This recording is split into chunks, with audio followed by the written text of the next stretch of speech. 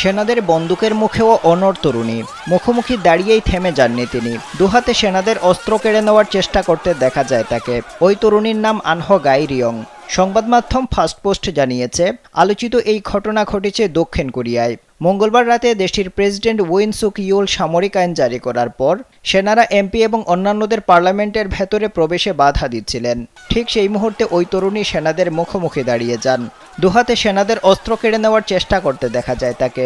এ ঘটনার ভিডিও মুহূর্তেই গোটা দুনিয়ায় ভাইরাল হয়ে যায়। এ বিষয়ে আনহো গাই রিয়ং বলেন, তিনি শুধু পরিস্থিতি সামাল দেওয়ার চেষ্টা করেছেন। মঙ্গলবার রাত 11টায় পার্লামেন্ট এলাকায় উপস্থিত হন বিরোধী দল ডেমোক্রেটিক পার্টির মুখপাত্র ৩৫ বছর বয়সী আনহো গাই রিয়ং।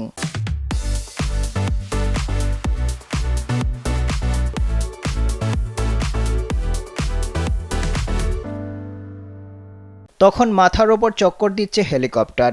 তাদের যাতে কেউ শনাক্ত করতে না পারে সেজন্য সব লাইট বন্ধ করে দেওয়া হয়। তিনি যখন পার্লামেন্টের মূল ভবনের কাছে পৌঁছান, তখন কর্মকর্তা, সহযোগী এবং নাগরিকদের সঙ্গে মুখোমুখি অবস্থান নেয় সেনাবাহিনী আরও অগ্রসর হওয়ার চেষ্টা করলে সামনে এগিয়ে যান আনহো গাই রিয়ং। তিনি বলেন, সত্যি বলছি, প্রথমে আমি ভয় পেয়েছিলাম, কিন্তু এমন মুখোমুখি অবস্থা দেখে ভেবেছি আর নীরব থাকতে পারি না। কান্নাজড়িত কণ্ঠে তিনি আরও বলেন, ১বিংশ শতাব্দীতে কোরিয়ায় এসব ঘটছে, এতে হৃদয় ভেঙে যায়, হতাশা বাড়ে।